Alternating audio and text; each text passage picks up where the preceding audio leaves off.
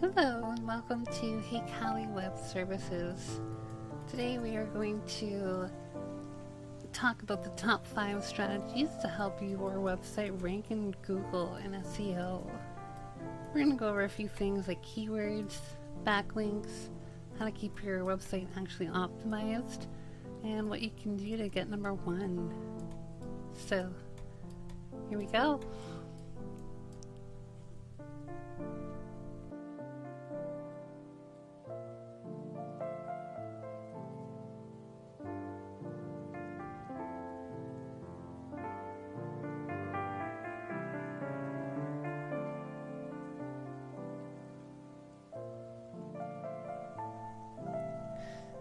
And first we'll look at number 1, which is keywords.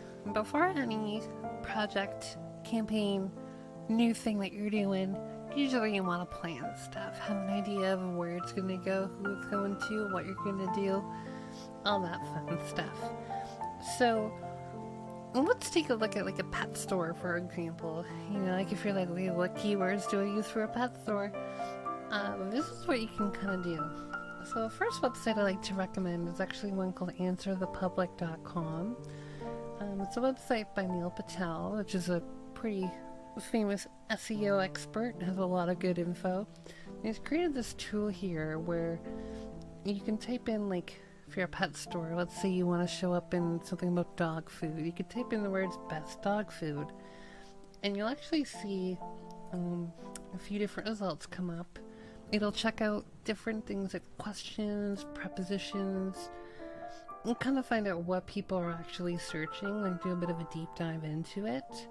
Now, to make this a little bit easier, I like to use the list view, but essentially, the real secret sauce to keywords is you want to find something that has a high search volume, right here, but then has a low cost per click. So, for example, like if you were to see this which best dog food has a high search volume, but it's also got a $4.60 cost per click. So this would be a very expensive ad to run. We know there's a lot of competition. But if we look through here, we see this option, which is the best dog food for puppies. So we know people are looking for dog food for puppies specifically. This still has a pretty good search volume and has a lower cost per click comparatively. So this would probably be a better keyword set to actually use. You can see through here too, so best canned dog food for senior dogs. This is a pretty popular one too with 1.9k, but look how expensive it is. So you can see there is actually a very high competition with those keywords, and it may not be ideal to do for paid ads, but you may be able to sneak in these keywords in your metadata to show up in search results. So if it was me though that was trying to do something, I would probably do, you know, like best dog food without chicken. That sounds good. Or maybe look through some of the other results on my account. So the other thing too is like it's good to think, what would someone search in Google to find a pet store, based on our hypothetical example here? So there's a second website here, for example. It's called trends.google.com. Okay, and what we can do here, we can actually do our comparison. So let's say we're thinking we have, we could do best dog food, just like our example. So we're going to see what this one's like. We'll see as well, we have really good cat toys at our pet store. So we could do cat toys near me. We could do, let's say you offer pet grooming services. So we can do pet grooming services, and let's see how these keywords compare. So based on this infographic thing, we have a couple non-winners. I don't like to say the L word, the losers, but I mean, we have a pretty clear winner. Best dog food. Look at this blue. We're getting search volume all over the place. It seems to spike around on certain days. maybe on Mondays when people need more dog food, who knows. But we could see this here, and we could see the real interest. So we see that best dog food would be the best option to choose. So that's kind of where I would, how you want to think about keywords when you're trying to understand what searches you want to appear in. So also a little key tip, use the word buy, shop, and order in your results. That way you appear in searches that have intent to purchase.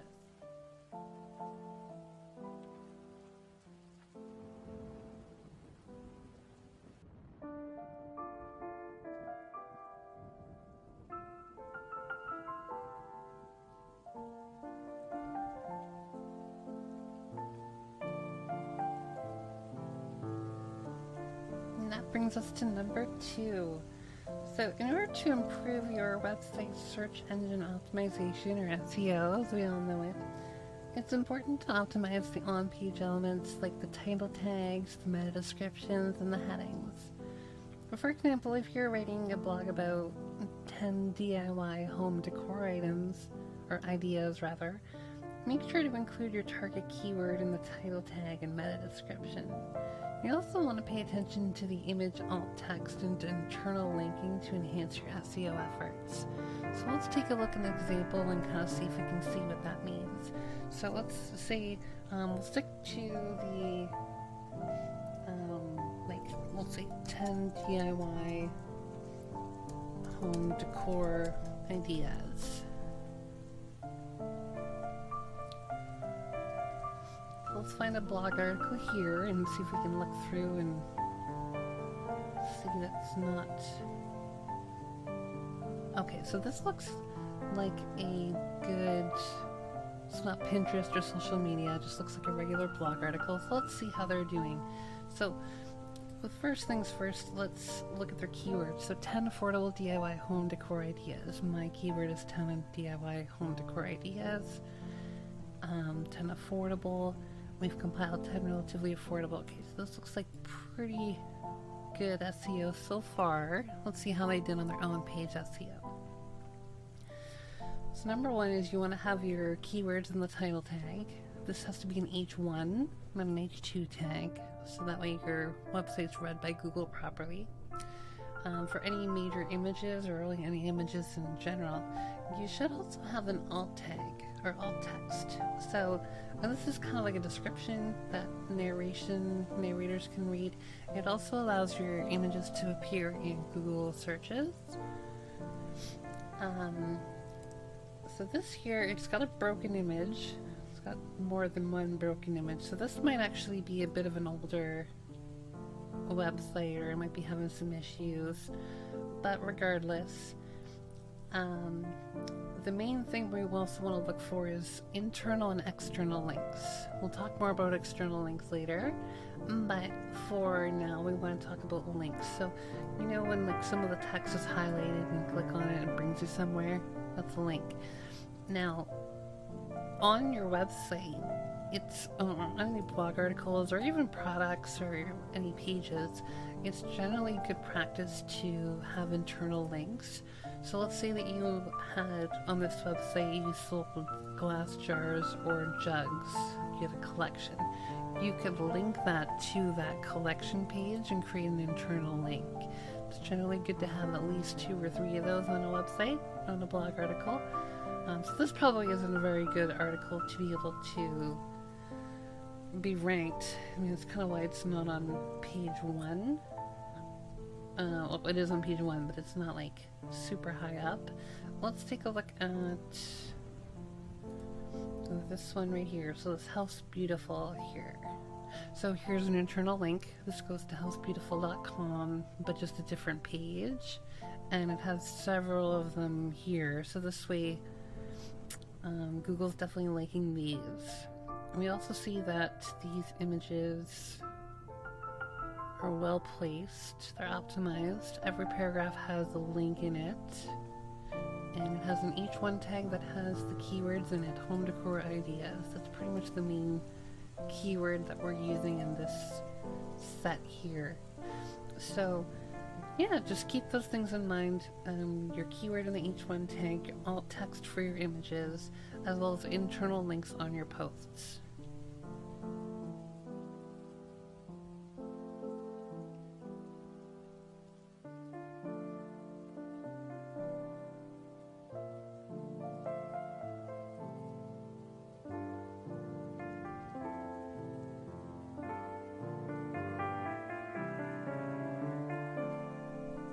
And that brings us to number 3.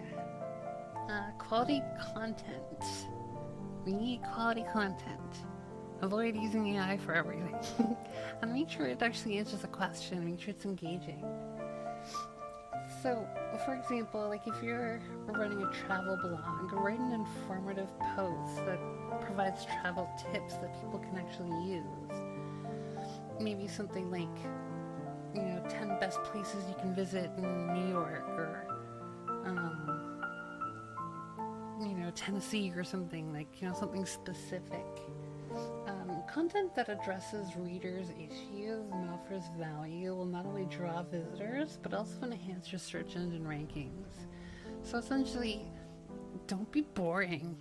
I tell my clients all the time, like, be interested,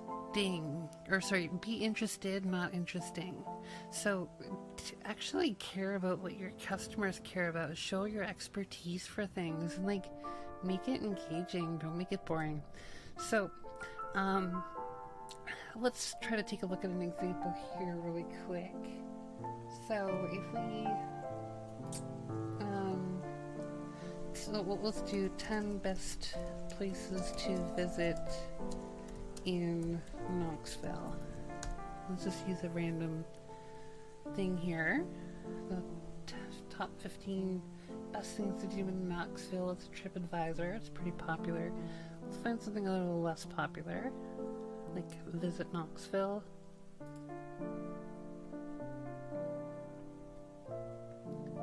Okay.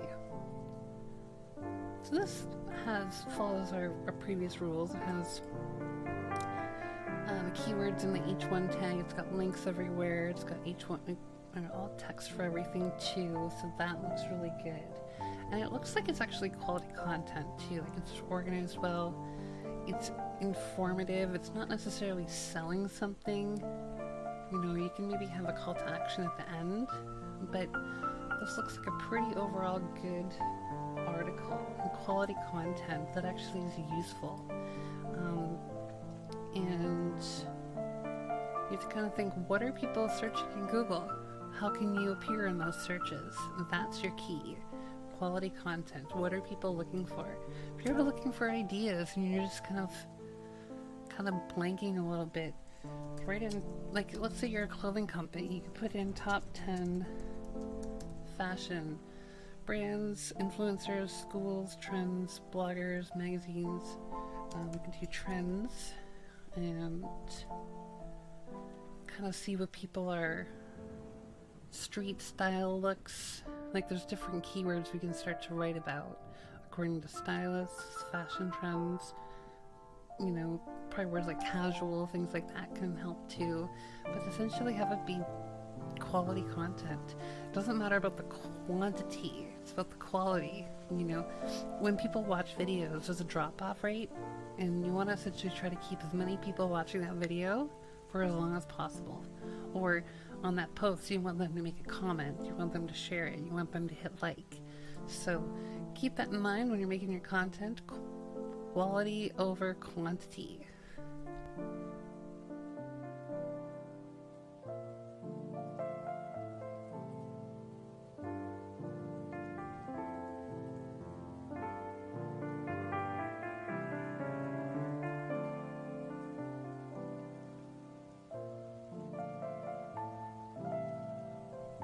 Alright, now coming up to number 4.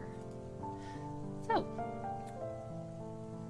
number 4 is about building backlinks. We've already spoken about internal links, on-page SEO, using the right keywords, but now it's about backlinks. This is a huge booster to your SEO if you can get them. The more backlinks, the better.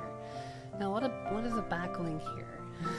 So, A backlink is an external link on someone else's website that points to your website. In English, what that means, let's take a look at an example. So if we go to top dog food for senior dogs. Okay, so we're just going to pull open a random blog article here. Okay, so this blog article has links on the inside of it here. Now, most of them are internal, okay? But this one here, for example, this Ollie Chicken, this goes to a different website entirely, myollie.com. Okay, so this is an external link. It's going outside of the website. So what happens is Google will actually see this link here on Dog Food Advisor, and it will actually help boost myollie.com. It'll see it as like a backlink or kind of like a referral. Now this one article here has several different links, myollie.com, that kind of thing, and it's helping their SEO. So if you were to, for example, partner with someone, like a business that you've worked with before, or one of your clients or something that has a website or social media, if you can have your link, your website, your .com, or a specific page, a specific article, or just your homepage, anytime your website appears on other people's websites, that's what causes a backlink. The more you can gather of those, the better your rankings will be. So get those links.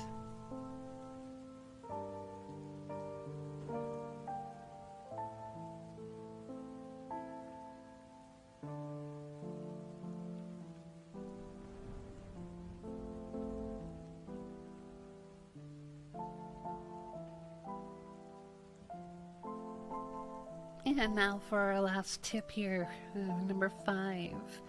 This is all about mobile optimization. And it's not the 90s anymore, that is true. And most people are using their phones. Like some websites are experiencing, 80% of their traffic is mobile phones. Not everybody, but like there's a heavy leaning towards the mobile optimization, and if your website is not mobile optimized, Google's not going to favor you. It's going to be very, very difficult to rank to number 1. So you want to increase your chances, make your website mobile optimized. Now, what does that mean? So mobile optimized, let's look at this webpage. The trap that a lot of people, when they're building their website and stuff, will run into is they're building their website on their desktop. It's easier to work on, and that's where their desk is. And they build this wonderful looking website. It has a menu and everything, a little sidebar and stuff. But as soon as we open it up on the phone, we end up having this appear, where this is almost unreadable. Like, you really have to zoom in to see things. It almost becomes hard to navigate. Where a good website here, let's take a look at this random webpage I pulled up here. This is University of Arizona. So if we look at their website, it's got all these little sections and things, looks great on desktop. But when we visit the mobile version, okay, it's an iPhone 12, everything kind of changes. We have the menu now at the very top where it has all these drop downs and things that used to be across the top before. And as we scroll down, we see that everything sort of stacks on top of each other and makes it actually readable as people just, scroll down with their thumb and just boop, they read through. Where on the non-responsive website, it ends up just looking like a desktop computer, but super, super tiny. And unless you have like amazing vision and you can everything, or supervision, or the ability to zoom, of course, this becomes an issue. So a simple little tip here, just to give you suggestion is when you're building your website on whatever platform, or Shopify, Wix, Squarespace, whatever, build it from the mobile view first. Okay, have it look good on the phone, and then when you go back to the desktop, make sure it all fits and looks nice too. Okay, a lot of people do the reverse. They'll build this wonderful looking website on the desktop and their mobile phone is just, it's almost unusable. So that's my recommendation. And thank you for watching my video. Hopefully you learned something. That was the top 5 strategies for having your website rank on Google. It also works for Bing and stuff too. Just make sure to keep yourself consistent. If you're going to do the work, do it right. Make sure it's optimized. Make sure people can see it. Make sure it's engaging. Don't forget to do all the little things before you actually post it. And then that way, as you post over time, those posts just continue to grow and grow and grow and grow. So keep that posting. If you have any more questions, drop them in the comments. I'll do my best to answer them. Otherwise, like and subscribe for more content. Thank you. Bye. Have a good day.